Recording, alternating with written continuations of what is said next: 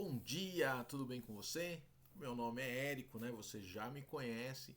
E aí eu tô trazendo para vocês as competências gerais docentes, né? O que é que o professor precisa saber para estar na sala de aula. Isso é importante porque, né, apesar de algumas pessoas vão dizer assim: "Nossa, Érico, mas você não terminou a leitura desse documento ainda?"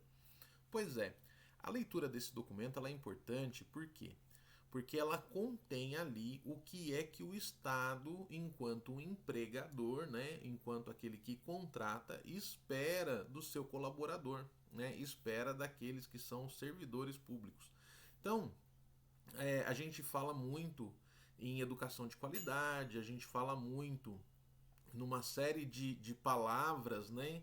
Digamos assim, que não tem muita solidez, né? São coisas subjetivas, né? Quando a gente fala, por exemplo, educação de qualidade, a gente está falando uma coisa muito importante, porém ela é subjetiva. Por quê? Porque a qualidade sempre pode melhorar.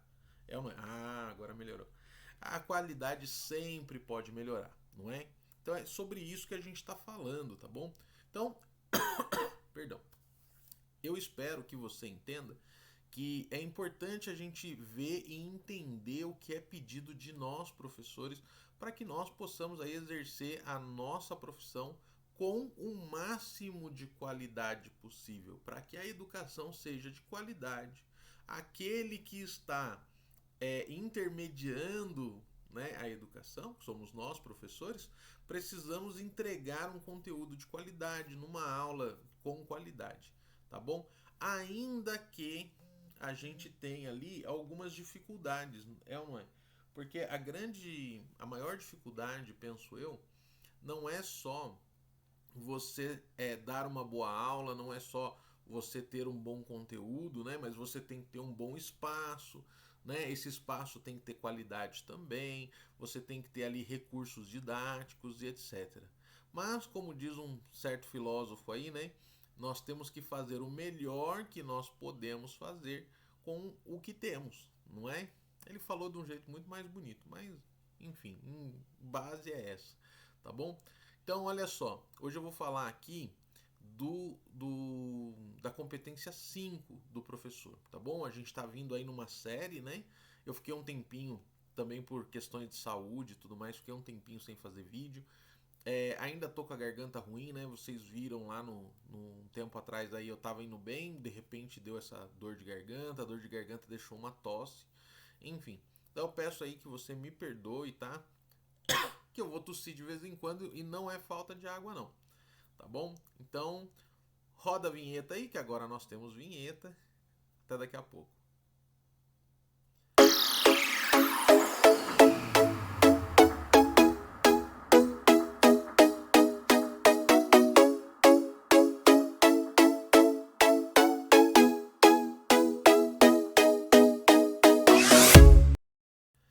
Compreender e utilizar olha só que interessante, né? Compreender e utilizar e criar são essas três palavras-chave aí que eu já deixei grifado. Para quê? Para que a gente possa entender o seguinte: não é uma questão, antes era uma questão de conteúdo. Hoje não é mais uma questão apenas de conteúdo, mas é uma questão de entender o que está acontecendo, né? Você compreender as tecnologias digitais. Então, eu sempre falo o seguinte: se você pegar alguns técnicos de futebol, nunca foram jogadores, alguns técnicos foram professores de educação física, né? De alguma forma, bacharelado, enfim.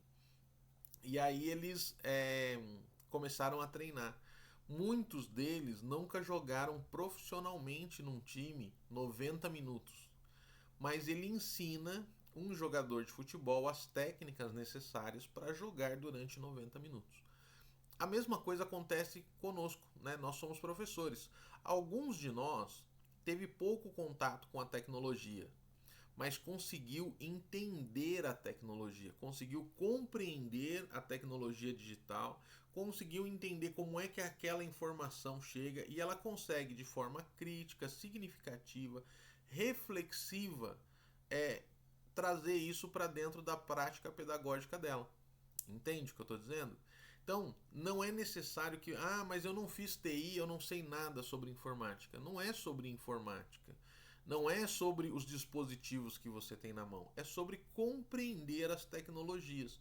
E você vive num mundo cercado de tecnologias, né? Então é muito difícil quando alguém diz que não compreendeu as tecnologias ainda de alguma forma, é muito difícil da gente imaginar isso de verdade quando alguém fala, né? Quando alguém fala, a gente até fica meio, poxa vida, será mesmo? Você não entendeu? Né? Tem micro-ondas na casa, você tem geladeira, você tem uma TV Smart TV, você tem um smartphone, você tem um computador e você precisa compreender para onde que o mundo está indo, né? Então hoje, mais do que conteúdo, hoje eu sempre falo isso, né? O conteúdo está na mão do estudante hoje. Hoje não existe dificuldade nem barreira entre a informação, né, que antigamente estava lá na Barça, estava, sei lá, escondido em alguma biblioteca, e o estudante, né? Hoje em dia essa barreira não existe mais, né? Então o estudante quer, ele corre e ele encontra, né? E isso em segundos, assim, né? É, tem um estudante, por exemplo, que eu fiz umas perguntas na sala de aula, ele correu, clicou lá, achou as informações e falou assim: professor, é tal, tal, tal, tal. E eu falei: muito bem, né? Parabéns e tal, né? Como é que você achou? Não, acabei de pesquisar aqui. Muito bom, agora vamos colocar isso no caderno então. Você que encontrou aí, você não faz um favor? Vai ditando, eu vou colocando na lousa aqui. Então ele ditou e eu coloquei lá na lousa. Isso acontece porque tá na mão dele a informação, né? Então, aonde que o professor se encontra ou aonde que o professor está indo dentro desse mapa de coisas que estão acontecendo. E é sobre essa reflexão que nós temos que fazer no nosso dia a dia, não é? Então, primeira coisa, compreender. Uma vez que eu compreendi o que está acontecendo, entendi que houve uma revolução da informação, entendi que houve uma revolução nas tecnologias e entendi que o meu estudante ele não está mais sendo treinado para indústria. Lembra da Revolução Industrial? Então, o meu estudante ele não está mais sendo treinado para a indústria. Existem professores que ainda fazem as mesmas críticas que faziam há décadas atrás aí. E na verdade as críticas já deviam ter mudado. Por quê? Porque o mundo já mudou, tá bom? Então não é mais para uma questão industrial, uma questão de produção. Pelo contrário, o estilo de produção também mudou. Então ele está ali para que ele ganhe habilidades, para que quando novos conteúdos chegarem até ele, ele tenha a habilidade de interpretação, a habilidade de resolver problemas. Enfim, tem lá várias habilidades que você precisa ir trabalhando as habilidades. Nós ainda damos o conteúdo porque o conteúdo é fundamental e o conteúdo ainda não mudou. Qual conteúdo nós damos para o nosso estudante? O conteúdo que está no currículo. É ou não é? Então, eu posso dar qualquer coisa, eu tenho livre cátedra, eu entrego qualquer conteúdo para o meu aluno que eu quiser. Não, você precisa respeitar ali o currículo, né? Ele vai aprender aquilo numa determinada idade, né? Existe ali, vou colocar aí bem entre aspas, né? Existe ali um engenheiro de educação que imaginou essa planta, né? Imaginou esse prédio. E nós somos ali os pedreiros que estamos construindo o prédio chamado educação no Brasil. O que eu quero dizer com isso? Claro, né, entre nós e o engenheiro tem ali o mestre de obra, tem ali o supervisor, né? Enfim, tem um outro terceirizado. Acontece, né? O importante é a gente entender o seguinte: a nossa livre cátedra, ela tá ligado a como eu vou adaptar esse conteúdo para que o meu estudante receba essa informação.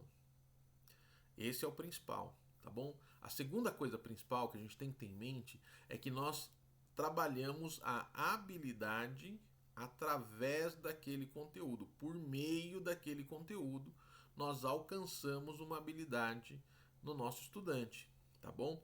Então, ele não é uma situação ou eu passo uma coisa ou eu passo outra. Não, não é isso, tá bom?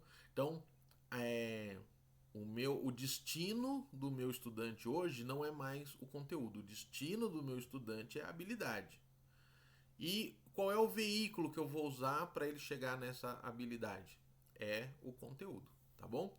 Então, o professor ele precisa compreender, utilizar e criar tecnologias digitais de informação e comunicação de forma crítica, significativa, reflexiva e ética nas diversas práticas docentes, como recurso pedagógico e como ferramenta de formação para comunicar, acessar e disseminar informações, produzir conhecimento, resolver problemas e potencializar as aprendizagens. Então veja, a tecnologia está à nossa disposição, não é? Você tem internet lá na escola, mas a internet é ruim. Faz o melhor que você pode com o melhor que você tem, né? Então, a maioria dos estudantes possuem um aparelho celular, possuem um smartphone, né? E esses que não possuem podem sentar ali com quem possui, né? E aí você precisa de metodologias que vão fazer metodologias ativas ou outras nomenclaturas aí das metodologias, né? Na minha opinião, toda metodologia é ativa, né? Uma vez que você intencionalmente se impõe a dedicar um método a fazer com que o seu estudante alcance determinado resultado, é uma metodologia ativa, né? Ela não é passiva. Mas eu entendo também que a metodologia passiva, eles querem dar a entender que o estudante fica ali passivamente, né, recebendo as informações sem participar do processo. Eu até entendo isso.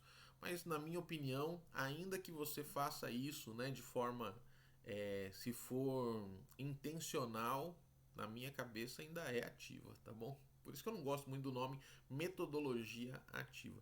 Mas eu acho que a metodologia precisa incluir ali então o uso das tecnologias. E se eu não sei, o meu estudante sabe. E aí eu vou pedir que o estudante faça. Entenda, vamos supor, fazendo aí uma analogia com a produção, tá bom?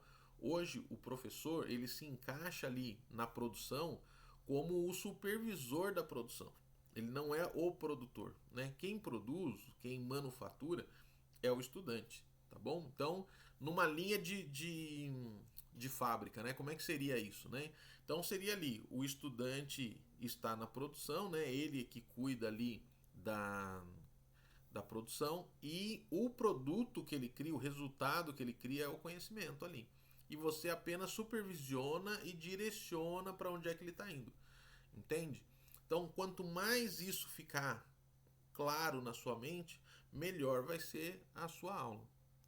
Mas Érico, olha, eu entendo, Érico, o que você está querendo me dizer, mas eu ganho a mesma coisa se eu fizer muito, se eu fizer pouco, se eu fizer uma baita aula extraordinária e se eu não fizer nada, se eu só for lá e colocar na lousa a lição e se eu fizer isso aí que você está dizendo, eu vou ganhar a mesma coisa. Na verdade, não. Existem dois modos de você ganhar lucro na vida, né? Um modo de você ganhar lucro é na venda. Isso aí todo mundo sabe. Todo mundo está de olho na venda, né? No lucro.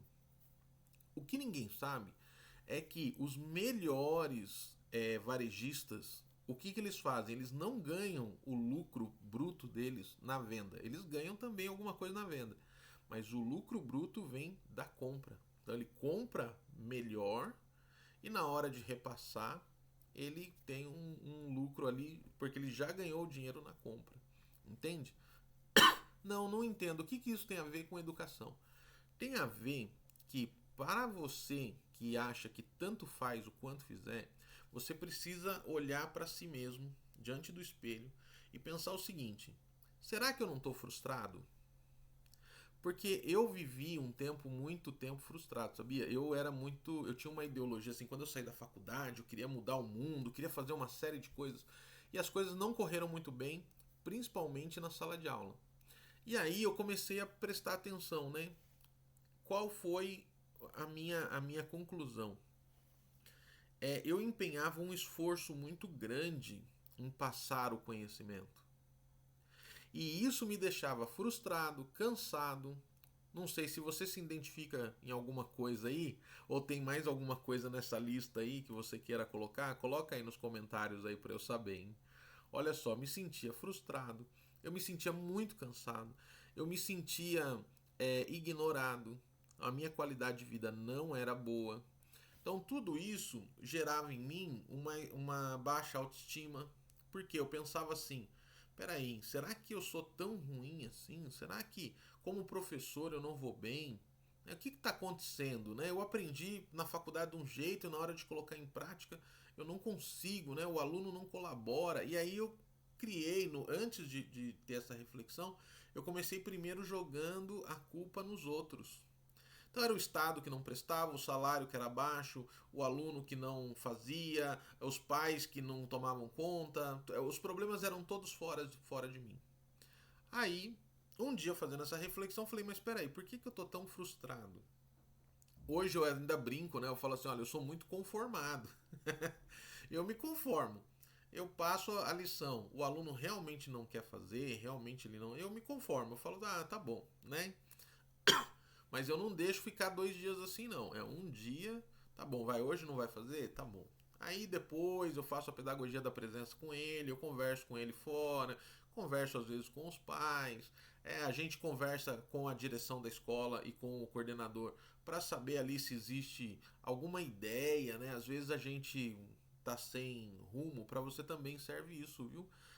Às vezes você tá ali meio sem rumo, chega no seu coordenador, fala, olha, eu tô com um probleminha com esse aluno, que eu posso fazer? Como ele tá de fora, às vezes ele tem uma ideia, às vezes ele tem um olhar diferente, e ele vai te dar uma solução.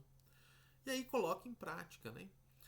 Então veja, ah, isso acontecia muito comigo, né? Mas um dia eu refleti e falei, não, peraí, como eu conheço um pouquinho, né, do mundo, então isso, eu estou focando muito na venda, né, na minha entrega pro aluno, né? Pensando aí como empreendedor, né, o serviço que eu estou entregando. Peraí, então vamos fazer diferente? Vamos fazer o serviço do eu comprando. E o que é o eu comprando? É quando você chega na sala de aula e você começa a fazer aquilo que o Paulo Freire falava para você fazer, que é partir do conhecimento do estudante.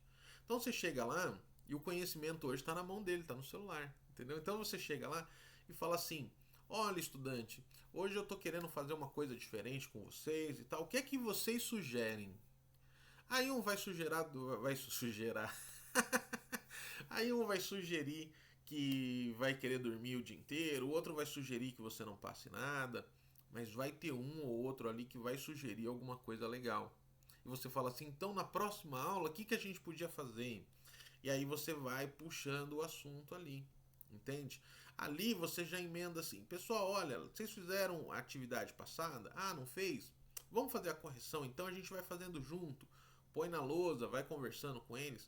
E ali você já tirou a ideia da próxima aula. Você já sabe mais ou menos ali o que eles querem fazer, tá bom? Claro que é bom você conhecer as metodologias e adaptar aquilo que eles falaram para uma metodologia que funciona, né? Então isso aí é importantíssimo, você saber as metodologias, tá bom? Mas é, já dá para ter um norte aí, hein? Enfim, perdão. Reflexiva, olha que interessante, você não precisa só dentro de compreender, utilizar e criar tecnologias digitais, ficar martelando na criação. Você pode refletir sobre o assunto com os alunos. Então, você em algum momento que vai falar sobre isso, né? Por exemplo, nesse momento, nós estamos aí no terceiro bimestre, o pessoal do primeiro ano do ensino médio vai estar aprendendo tecnologias em inglês. Então, a primeira, segunda, terceira aula vai falar tudo sobre tecnologia, né? Só que vai ter lá em inglês. Lá em uma das aulas, por exemplo, é sobre disquete. Ele vai falar sobre flop disk, né? Que é o disquete. Então, veja, a gente reflete, né? Fala assim, gente, será, né, que o mundo não está andando muito rápido?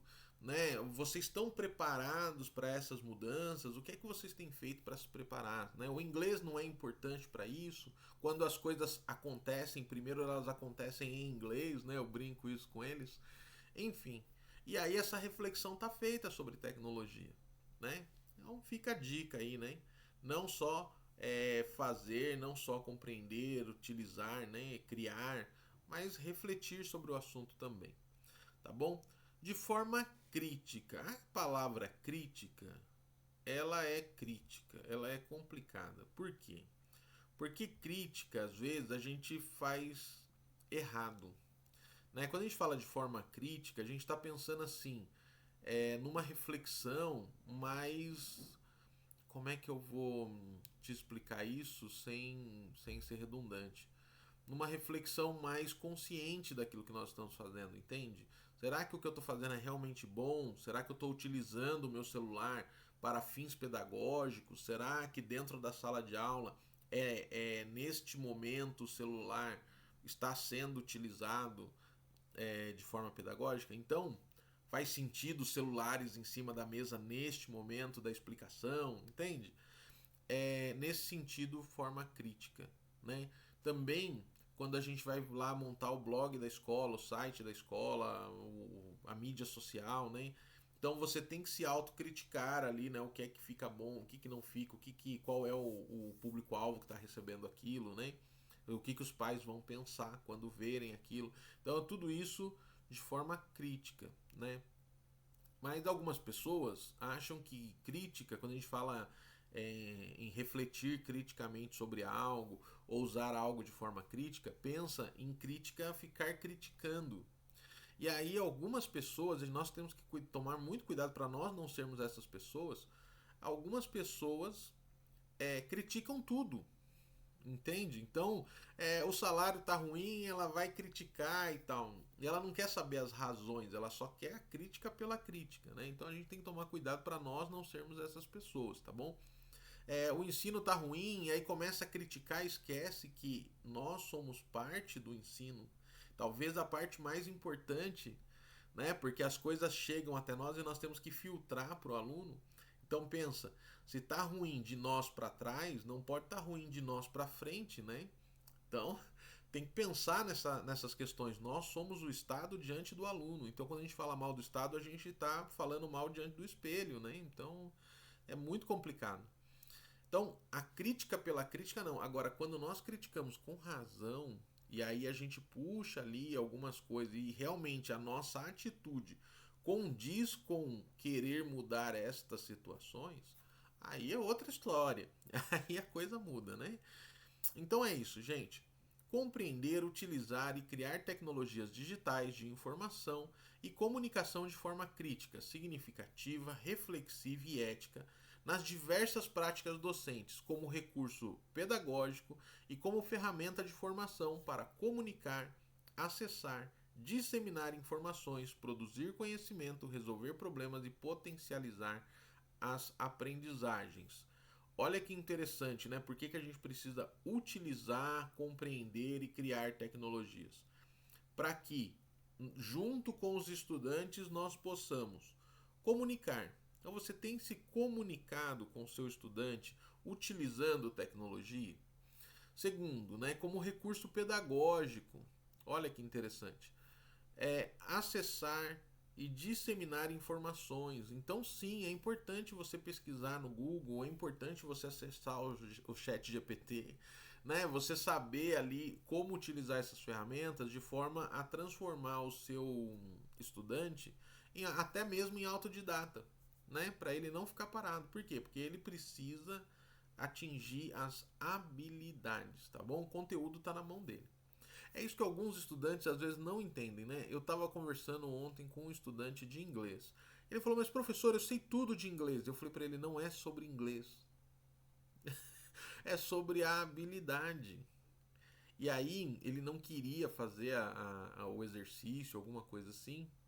Ele não queria copiar, na verdade, estava com preguiça de copiar, né? Ele não queria copiar o exercício e fazer porque ele sabia inglês. Eu falei, mas eu só vou saber se você sabe a habilidade se você demonstra a habilidade, né? É difícil, você demonstra o conhecimento de inglês, mas não demonstra a habilidade. A habilidade é que a gente está trabalhando. Então, até isso às vezes é necessário, né? Parar a aula, sentar com aquele estudante e explicar para ele, olha, nós não estamos vendo conteúdo, o conteúdo está na sua mão. Nós estamos trabalhando habilidades. Então, continuando lá, é, produzir conhecimento. Então, sim, ir até o chat GPT, fazer algumas perguntas, elaborar um trabalho, né? O trabalho não é só pedir para o chat GPT ele criar, né? Não, quando ele cria alguma coisa, essa coisa é passiva de modificações, de adaptações. Então, o aluno, o nosso estudante ali, ele vai fazer um trabalho. Ele pegou as informações no chat GPT e ele vai transpor agora para o caderno dele. Além disso, no caderno dele ele precisa já fazer as modificações necessárias para o trabalho. Então, por exemplo, eu quero saber o que tal coisa significa, eu quero saber o que significa tal símbolo. Depois disso, olha, eu preciso transformar esse símbolo em alguma coisa que dê para, sei lá, para eu desenhar e colocar num papel. Como é que eu desenharia isso? Qual seria a melhor forma? Ele pode inclusive fazer várias perguntas ao chat GPT e depois reunir todas as respostas para transformar no trabalho. Entende? E isso vai ser o futuro, talvez, aí de algumas pessoas que trabalham com escritório, enfim, com texto, inclusive, né? Eu que sou formado em letras, né? Talvez aí esse seja aí o futuro.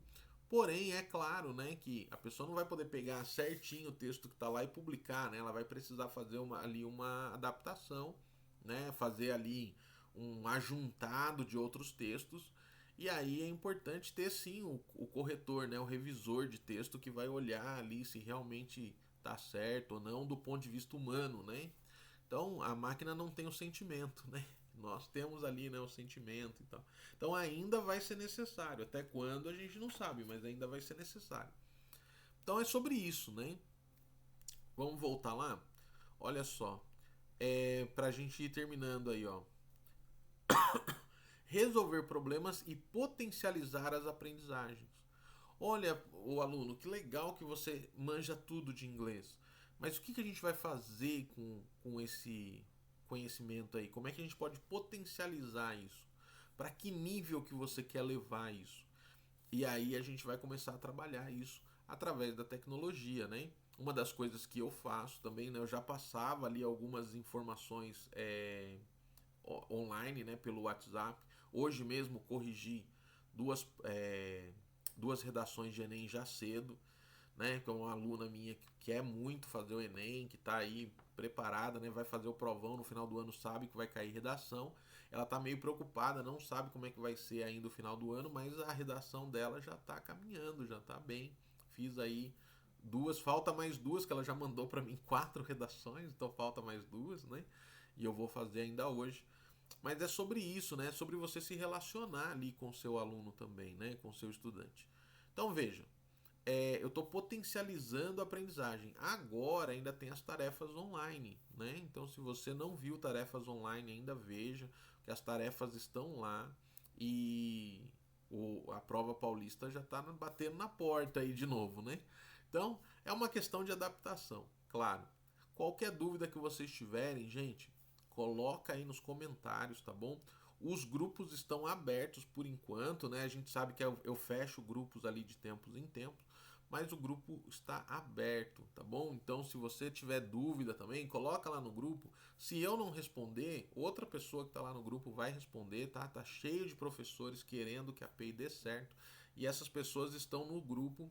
Inclusive, agora nós temos um grupo de Facebook. Esse grupo de Facebook é também para isso, né? As pessoas querem subir arquivo, querem conversar alguma coisa lá, faz a pergunta, quem tá lá no grupo vai poder responder, tá? Pode ser que não seja eu que responda, pode ser que seja alguém da equipe, pode ser que não seja ninguém da nossa equipe, um outro professor lá de bom coração também responde, tá bom? Beijo no seu coração, até a próxima. Não esquece de compartilhar esse vídeo, porque eu preciso chegar a pelo menos 1.000 pessoas inscritas para eu poder fazer a aula ao vivo, tá bom? Por enquanto eu não consigo fazer ao vivo ainda. Segunda coisa, além de compartilhar, né? Dê o seu joinha aí e faça algum comentário, tá bom? Mesmo que você não tenha dúvida, comenta alguma coisa aí, é importante para nós. Principalmente se você passou aí por algumas coisas que eu coloquei no vídeo, de frustração, de ansiedade, né? O que é que você sente às vezes quando você pensa assim, olha, a educação tá dessa forma e eu não tô dando conta, né? Eu quero ajudar você nisso também, tá bom? Beijo no seu coração, até a próxima, tchau.